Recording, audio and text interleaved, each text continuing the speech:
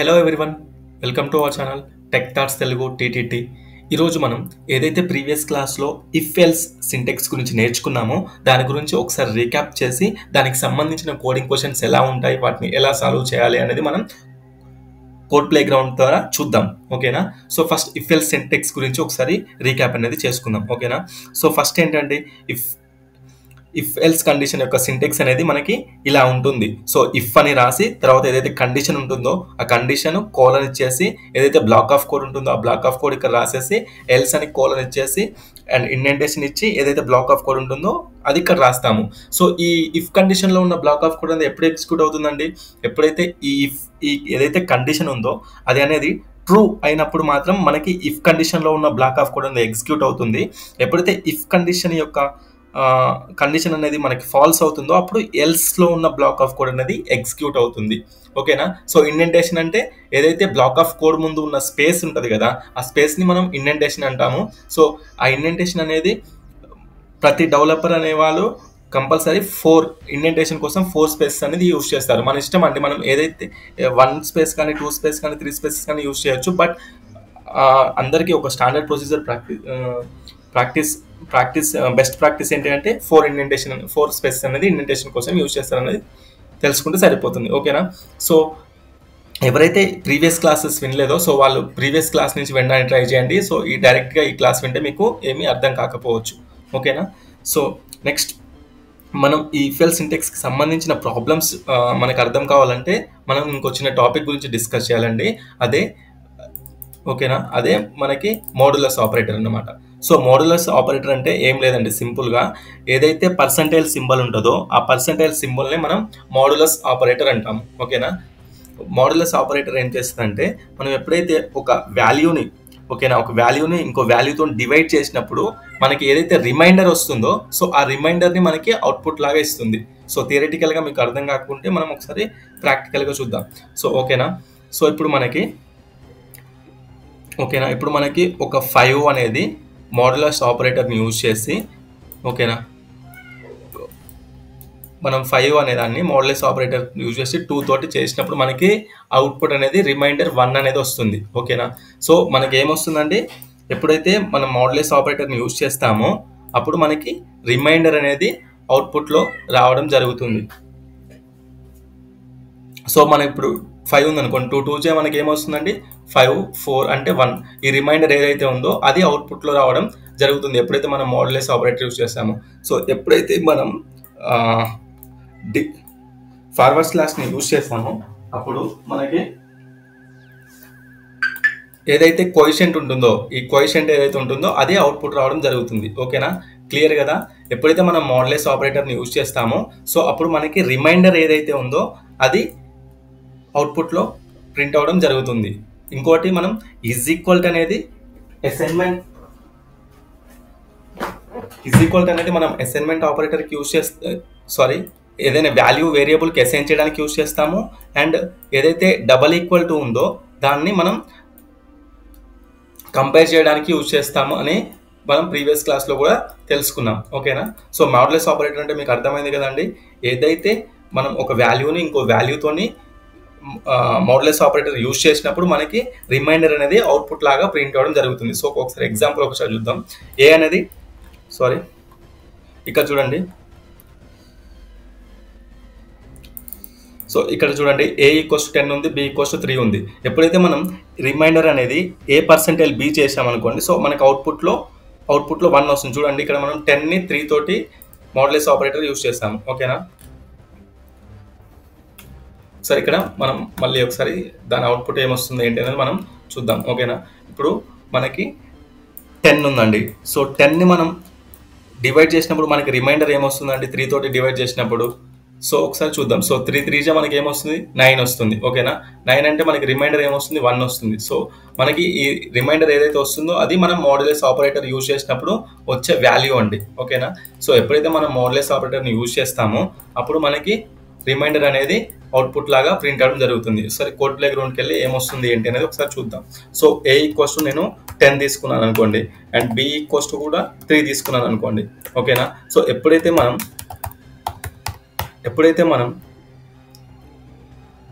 10 అనే దాన్ని percentile use చేసి 3తో చేసినప్పుడు మనకి ఓకేనా ప్రింట్ ఆఫ్ రిమైండర్ అడిగినప్పుడు ప్రింట్ ఆఫ్ రిమైండర్ ఏదైతే మనకి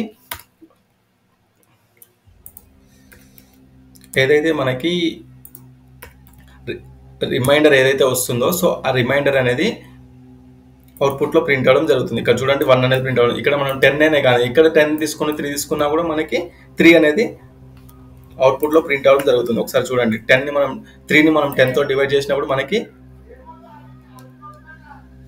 ఇక్కడ మనం బి అనేది percentile or A percentile B ఓకేనా. సో చూడండి ఇప్పుడు మనం 3 అనేది మనకి అవుట్పుట్లో ప్రింట్ అవ్వడం జరిగింది ఓకేనా. సో మనం ఏని బి తోటి బిని ఏ తోటి ఏ చేసినా కూడా మనకి రిమైండర్ ఏమొస్తుంది అనే దానికి మనం మోడ్యులస్ ఆపరేటర్ని యూజ్ చేస్తాం ఓకేనా. సో ఇది క్లియర్ కదా. సో ఒకసారి మనం కోడింగ్ క్వశ్చన్స్ ఎలా ఉంటాయి వాటికి ఎలా ఆన్సర్ చేయాలనేది చూద్దాం. సో ఫస్ట్ క్వశ్చన్ చూడండి, write a Python program that takes an integer input and checks if the even or add.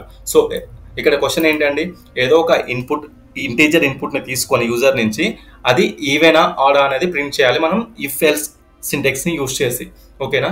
ఒకసారి చూద్దాం. ఫస్ట్ మనం ఆల్రెడీ ప్రీవియస్ క్లాస్లో డిస్కస్ చేస్తాం కదండి. సో యూజర్ నుంచి ఎప్పుడైనా ఇన్పుట్ తీసుకోవాలంటే మనం కన్సోల్కి వెళ్ళి ఎంటర్ కొడితే మనకి ఈ విధమైన డాష్ బోర్డ్ అనేది ఓపెన్ అవుతుంది. సో అందులో మనం టెక్స్ట్ని క్లిక్ చేసుకుంటే మనం యూజర్ నుంచి ఇన్పుట్ని తీసుకోవచ్చు ఓకేనా. సో యూజర్ నుంచి ఏదైనా ఇన్పుట్ని తీసుకోవాలనుకుంటే సో నేను ఒక నెంబర్ని తీసుకోవాలనుకుంటున్నాను నమ్ అనే దాన్ని. యూజర్ నుంచి ఇన్పుట్ని తీసుకోవాలంటే మనం ఏమనుకున్నామండి, ఇన్పుట్ ఆఫ్ అనేది యూజ్ చేస్తే మనం యూజర్ నుంచి ఇన్పుట్ని తీసుకోవచ్చు అని ప్రీవియస్ క్లాస్లో చెప్పుకున్నాం ఓకేనా. సో ఏదైతే మనం ఆ నెంబర్ని తీసుకుంటున్నామో సో అది మనకి ఏ డేటా టైప్లో వస్తుందని తెలుసుకున్నాం, అది మనకి స్ట్రింగ్లో వస్తుందని తెలుసుకున్నాం. సో ఒకసారి మనం అది ఏ డేటా టైప్ వస్తుంది ఏంటి అనేది కూడా ఒకసారి మనం చెక్ చేసి చూద్దాం ఓకేనా. ప్రింట్ ఆఫ్ టైప్ ఆఫ్ నమ్ అనేది. సో ఇక్కడ నేను ఇంటిజర్ 10 అనే ఇంటిజర్ ఇస్తున్నాను, కానీ మనం ఎప్పుడైతే దాన్ని యూజర్ నుంచి తీసుకుంటున్నామో సో అది మనకి స్ట్రింగ్లో స్టోర్ అవుతుందని మనం ప్రీవియస్ క్లాస్లో చెప్పుకున్నామండి ఓకేనా. ఒకసారి దాని అవుట్పుట్ ఏమొస్తుంది ఏంటి అని చూద్దాం. సో చూడండి ఇక్కడ మనకి ఏదైతే మనం ఇంటిజర్ నెంబర్ తీసుకున్నామో కానీ అది మనకి రావడం స్ట్రింగ్లో స్టోర్ అయ్యి వచ్చింది ఓకేనా. ఇప్పుడు ఆ స్ట్రింగ్లో ఉన్నదాన్ని మనం ఇప్పుడు ఏదైనా మ్యాథమెటికల్ ఆపరేషన్ పర్ఫామ్ చేయాలంటే మనం ఏమనుకున్నామంటే ఓన్లీ న్యూమరికల్ ఆపరేటర్స్ మీదనే మనం ఏవైతే న్యూమరికల్ ఆపరేషన్స్ ఉంటాయో అవి పర్ఫామ్ చేయాలంటే మనం ఇంటిజర్ కానీ ఫ్లోట్ మీద కానీ పర్ఫామ్ చేయగలుగుతాం. సో స్ట్రింగ్ మీద చేయలేము కదండి. సో దానికోసం మనం దీన్ని స్ట్రింగ్ నుంచి ఇంటిజర్లోకి మారుస్తున్నాం. సో ఇంటిజర్లోకి మార్చాలంటే మనం ఏమనుకున్నామంటే ఇంట్ ఆఫ్ అనేది యూజ్ చేస్తే మనకి అది ఇంటిజర్లోకి కన్వర్ట్ అవుతుందని మనం ప్రీవియస్ క్లాస్లో కూడా డిస్కస్ చేసుకున్నాం ఓకేనా. సో ఇప్పుడు నేను ఇంటిజర్లోకి ఇంట్ ఆఫ్ నంబర్ని ఇచ్చి మళ్ళీ అదే నమ్ని మళ్ళీ దాని యొక్క టైప్ని ప్రింట్ చేయడానికి ట్రై చేస్తున్నాను. చూడండి ఇప్పుడు మనకి ఫస్ట్ మనం ఏదైతే ఇన్పుట్ తీసుకున్నామో అది స్ట్రింగ్లో ఉంది, ఎప్పుడైతే నేను ఇంట్ ఆఫ్ అని యూజ్ చేస్తానో అప్పుడు మనకి ఇంటిజర్లోకి కన్వర్ట్ అయింది ఓకేనా. సో ఇప్పుడు వచ్చిన నెంబర్ ఏదైతే ఉందో సో ఆ నెంబర్ మనకి 10 అనేది వచ్చిందా రాలేదా ఒకసారి ప్రింట్ చేసి చూద్దాం ఓకేనా. సో ప్రింట్ ఆఫ్ 10 అని ఇచ్చినప్పుడు రన్ చేసినప్పుడు ప్రింట్ ఆఫ్ నమ్ అనేది రన్ చేసినప్పుడు మనకి ఏమొస్తుంది ఏంటి అని చూద్దాం. సో చూడండి ఇక్కడ మనకి 10 అనేది ఇన్పుట్ మనం 10 తీసుకున్నప్పుడు ప్రింట్ ఆఫ్ నమ్ అడిగినప్పుడు 10 అనేది ప్రింట్ అయింది, అది ఇంటిజర్ ఓకేనా. సో ఇప్పుడు మనం ఇఫ్ ఎల్స్ కండిషన్ యూజ్ చేసి అది బేస్ సంఖ్య సరి సంఖ్య. సో మనకు రూల్స్ తెలుసు కదండి, బేస్ అది ఈవెన్ ఆర్ ఆడ్కి. సో ఈవెన్ యొక్క కండిషన్ ఏంటండి ఓకేనా. ఈవెన్ యొక్క కండిషన్ ఏంటి, సో ఎప్పుడైనా ఒక నెంబర్ n అనేది ఓకేనా దాన్ని డివైడెడ్ బై 2 తోటి డివైడ్ చేసినప్పుడు ఓకేనా 2తో డివైడ్ చేసినప్పుడు దాని యొక్క రిమైండర్ అనేది 0కి ఈక్వల్ అయితే ఓకేనా ఏదైతే నెంబర్ ఉంటుందో దాన్ని మనం n తోటి డివైడ్ చేసినప్పుడు దాని యొక్క రిమైండర్ అనేది 0 అయితే అది ఈవెన్ ఓకేనా, అది ఈవెన్ కింద మనం కన్సిడర్ చేస్తాము. సో ఆడ్ అంటే ఏంటండి ఓకేనా, ఆడ్ అంటే కండిషన్ ఏంటండి, ఎప్పుడైతే మనం n అనే నెంబర్ని ఓకేనా n అనే నెంబర్ని 2 తోటి డివైడ్ చేసినప్పుడు మనకి 1 అనేది రిమైండర్ లాగా వస్తే దాన్ని మనం ఓకేనా ఆడ్ కింద కన్సిడర్ చేస్తాం. సో ఈ కండిషన్స్ అందరికీ తెలుసు కదండి, చిన్నప్పటి నుంచి మనం నేర్చుకునేదే కదా. ఈవెన్ అంటే ఏదైతే నెంబర్ని మనం 2 తోని డివైడ్ చేసినప్పుడు అది 0ని రిమైండర్ లాగా ఇస్తే అది ఈవెన్ అని, ఏదైతే మనం ఒక నెంబర్ని 2 తోటి డివైడ్ చేసినప్పుడు దాని యొక్క రిమైండర్ 1 ఇస్తే అది ఆడ్ కింద కన్సిడర్ చేస్తాము. సో అదేవిధంగా అదే కండిషన్ మనం ఇక్కడ రాస్తాం. సో ఎప్పుడైతే ఇఫ్ కండిషన్ యూజ్ చేసి ఏదైతే నెంబర్ మనం తీసుకున్నామో ఆ నెంబర్ని 2 తోటి డివైడ్ చేసినప్పుడు మనకి కంపేర్ కోసం మనం డబల్ ఈక్వాలిటీ యూజ్ చేస్తాం కదండి. 0కి ఈక్వల్ అయితే ఇప్పుడు మనకి ఏమని ప్రింట్ కావాలండి, ప్రింట్ ఆఫ్ ఈవెన్ నెంబర్ అనేది ప్రింట్ అవ్వాలి. ఓకేనా, అర్థమైంది కదా. నెక్స్ట్ వచ్చేసి ఎల్స్ అని ఇచ్చేసి, సో ఒకవేళ ఈ కండిషన్ ట్రూగా అయితే మనకి ఈవెన్ అనేది ప్రింట్ అవ్వడం జరుగుతుంది. ఒకవేళ ఈ కండిషన్ ఫాల్స్ అయింది అనుకోండి, సో మనకు అప్పుడు ఏం ప్రింట్ కావాలో మనం ఎల్స్ బ్లాక్లో రాస్తాము. సో అప్పుడు నాకు ఆడ్ నెంబర్ అనేది ప్రింట్ అవ్వాలి. ఓకేనా, సో ఒకసారి రన్ చేసి చూద్దాం. సో చూడండి, ఇక్కడ మనకి 10 తీసుకున్నాం కాబట్టి ఈవెన్ నెంబర్ అనేది ప్రింట్ అవ్వడం జరిగింది. సో ఇప్పుడు నేను ఇక్కడ కోడ్లో ఎటువంటి చేంజెస్ చేయట్లేదండి. ఓకేనా, ఇక్కడ నేను 11 అని ఇస్తున్నాను ఇన్పుట్లో. ఓకేనా, ఇన్పుట్లో 11 అని ఇచ్చి రన్ చేశాను. సో మనకి 11 అనేది ఆడ్ నెంబర్ కదండి. సో చూడండి, ఆడ్ నెంబర్ అనేది అవుట్పుట్లో ప్రింట్ అవ్వడం జరిగింది. నేను కోడ్లో ఎటువంటి చేంజెస్ చేయలేదు. ఓకేనా, ఓన్లీ నేను ఇన్పుట్ ఒకటే మారుస్తున్నాను. సో మీరు ఇక్కడ ఏ నెంబర్ అయినా ఇచ్చేయండి, ఇంకా మీ ఇష్టం. 4, 5, 7. ఓకేనా, ఇన్పుట్లో 4, 5, 7 తీసుకున్నాను, రన్. సో 4, 5, 7 అనేది 2 తోటి డివైడ్ చేసినప్పుడు మనకి రిమైండర్లో 1 వస్తుంది కాబట్టి అది ఆడ్ నెంబర్. ఓకేనా, క్లియరా? మీకు ఇష్టం వచ్చిన నెంబర్ ఇచ్చేసి ఒకసారి ట్రై చేసి చూడండి.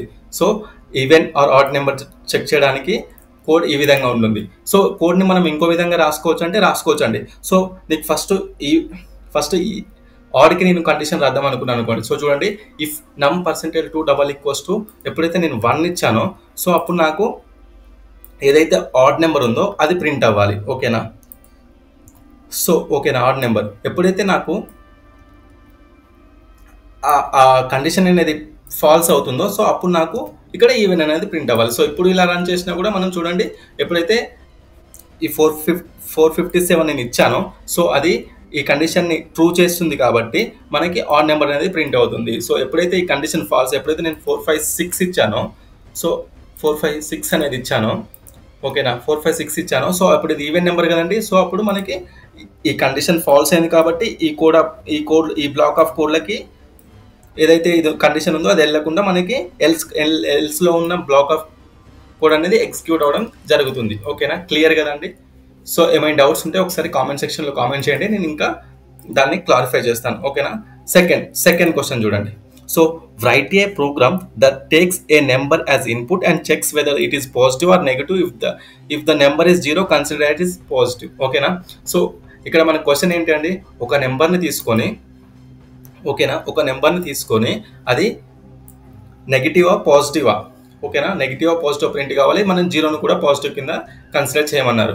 సో కండిషన్ ఏంటండి ఇక్కడ, సో ఓకేనా, ఇప్పుడు ఇక్కడ కండిషన్ ఏంటి, పాజిటివ్ అని తెలవడానికి కండిషన్ ఏంటి, సో ఇచ్చిన నెంబర్ ఏదైతే n ఉందో అది 0 కంటే ఈక్వల్ టు ఆర్ పెద్దగా ఉంటే మనకి అది పాజిటివ్. ఓకేనా, లేకపోతే అది నెగిటివ్ కిందనే మనం కన్సిడర్ చేయమని వాళ్ళు కండిషన్ ఇచ్చారు. ఓకేనా, పాజిటివ్ నెంబర్. సో ఎప్పుడైతే ఈ కండిషన్ ఫాల్స్ అవుతుందో సో అప్పుడు అది నెగిటివ్ కింద కన్సిడర్ చేయమని మనకి క్లియర్గా వాళ్ళు ఇచ్చారు. ఓకే, మనం ఒకసారి కోడ్ ఎలా ఉంటుంది ఏంటి అని చూద్దాం. సో ఫస్ట్ వాళ్ళు ఒక నెంబర్ని తీసుకోమని చెప్పారు. సో నమ్ = మనం ఇక్కడే ఒకసారి ఇంటీజర్లో కూడా కన్వర్ట్ చేసుకోవచ్చు.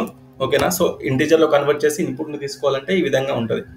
ఓకేనా, ఇన్పుట్ ఆఫ్ అందితే మనం ఇక్కడ ఏదైతే ఇన్పుట్ తీసుకుంటున్నామో, ఓకేనా,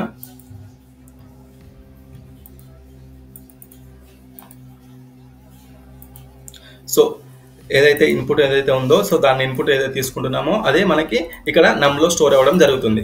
సో ఇప్పుడు కండిషన్ ఏంటి అండి, ఇఫ్ ఒకసారి టైప్ కూడా చెక్ చేసి మీకు చూద్దాము. సో మీకు ఒక ఐడియా కోసం, ఓకేనా, ప్రింట్ ఆఫ్ ఏదైతే టైప్ ఆఫ్ ఉందో ప్రింట్ ఆఫ్ టైప్ ఆఫ్ నమ్. ఓకేనా, ఒకసారి రన్ చేసి చూద్దాం. సారీ, ఇన్పుట్ మనం ఏం తీసుకోలేదు కదా, సమ్ 32 తీసుకుందాం. ఓకేనా, ఒకసారి రన్ చేసి చూద్దాం.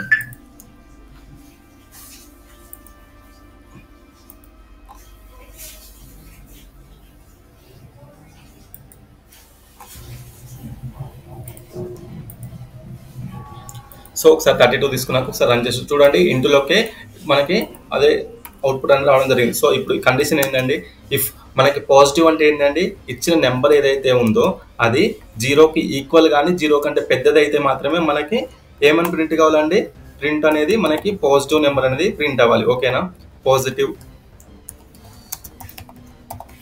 ఓకేనా.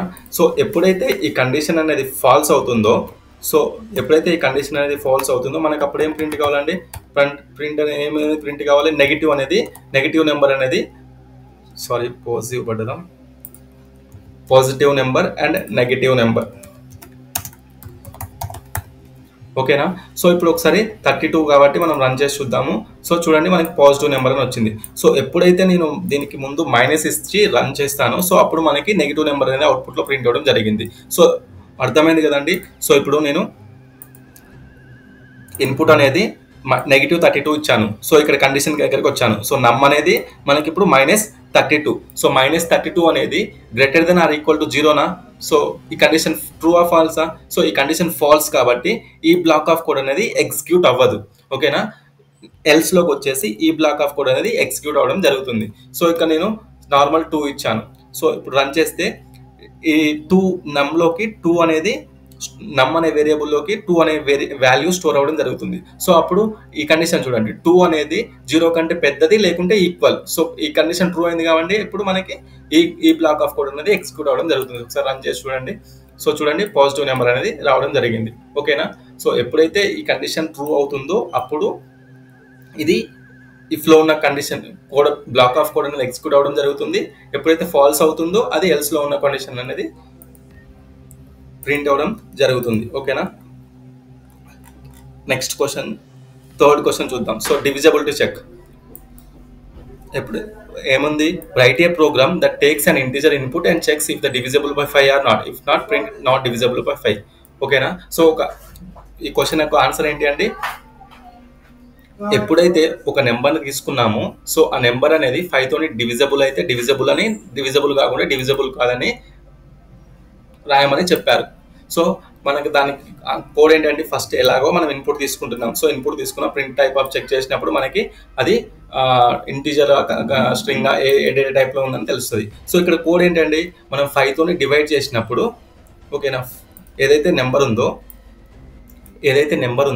సో ఆ నెంబర్ అనేది మనం 5 తోని డివైడ్ చేసినప్పుడు ఓకేనా. సో మనం రిమైండర్తోనే చెక్ చేస్తాం కదండి. ఏదైతే నెంబర్ ఉందో దాన్ని 5 తోని డివైడ్ చేసినప్పుడు మనకి అవుట్పుట్లో రిమైండర్లో 0 అనేది వస్తే అది డివిజబుల్ బై 5 అండి. ఓకేనా. సో ఎప్పుడైతే మనం n% 5 చేసినప్పుడు ఓకే, రిమైండర్ అనేది మనకి 0 కాకుండా మిగతా ఏ రిమైండర్ వచ్చినా కూడా మనకి అది నాట్ డివిజబుల్ బై 5. ఓకేనా. సో ఒకసారి కోడ్ ఎలా రాయాలి ఏంటనే చూద్దాం. సో ఇక్కడ నమ్ అనేది ఓకేనా, నమ్ అనేది ఎప్పుడైతే మోడ్యులస్ ఆపరేటర్ 5 యూజ్ చేసినామో అప్పుడు అది ఈక్వల్ టు 0 అయితే ఓకేనా, 0 అయితే మనకి అది ఆ కోడ్ ఏదైతే ఉందో అది ఏదైతే నెంబర్ ఉందో అది డివిజబుల్ బై 5 అండి. ఓకేనా. ఒకవేళ ఆ కండిషన్ అనేది ఫాల్స్ అయితే అది నాట్ డివిజబుల్ బై 5 అండి. ఓకేనా. ఒకసారి కోడ్ అనేది రన్ చేసి చూద్దాం. సో ఇన్పుట్లో నేను ఇప్పుడు మనం 100 తీసుకుందామండి. 100 అనేది 5 తో డివిజబుల్ అవుతుంది కాబట్టి మనకి అవుట్పుట్లో ఏం రావాలి, డివిజబుల్ బై 5 అనేది అవుట్పుట్ అనేది రావాలి. సో ఓకేనా. సో ఎప్పుడైతే నేను 101 ఆర్ 102 ఆర్ 103 ఏది తీసుకున్నా కూడా అది నాట్ డివిజబుల్ బై 5. ఓకేనా. అర్థమైంది కదా క్లియర్గా. సో ఎప్పుడైతే మనం ఇట్లాంటి కండిషన్ చెక్ చేయాలన్నప్పుడు మనం రిమైండర్తోనే చెక్ చేస్తామండి. ఓకేనా. రిమైండర్ రావాలి అంటే మనం మోడ్యులస్ ఆపరేటర్ని యూజ్ చేస్తాము. ఓకే కదా, క్లియర్ కదా. సో రిమైనింగ్ ఈ క్వశ్చన్స్ అన్ని మీకు నేను డిస్క్రిప్షన్లో ప్రొవైడ్ చేస్తానండి. సో వీటన్నిటికీ మీరు కోడ్ రాసుకోండి. ఓకేనా. సో ఎవరికైనా ఏ క్వశ్చన్ దగ్గరైనా మీకు డౌట్స్ వస్తే మీరు కామెంట్ సెక్షన్లో అడగండి. సో నేను దానికి కరెక్ట్ ఆన్సర్ ప్రొవైడ్ చేస్తాను. సో ఈ క్వశ్చన్లన్నీ మీకు నేనే ఎక్స్ప్లెయిన్ చేయాలంటే ఈ వీడియో అనేది లెంతీ అవుతుందండి. ఓకేనా. సో ఎవరైతే ఇంకా పైథాన్ తెలుగులో నేర్చుకోవాలనుకుంటున్నారో సో వాళ్ళు రెగ్యులర్గా ఈ క్లాస్ ఏదైతే ఉందో స్టార్టింగ్ నుంచి ఫాలో అవ్వండి.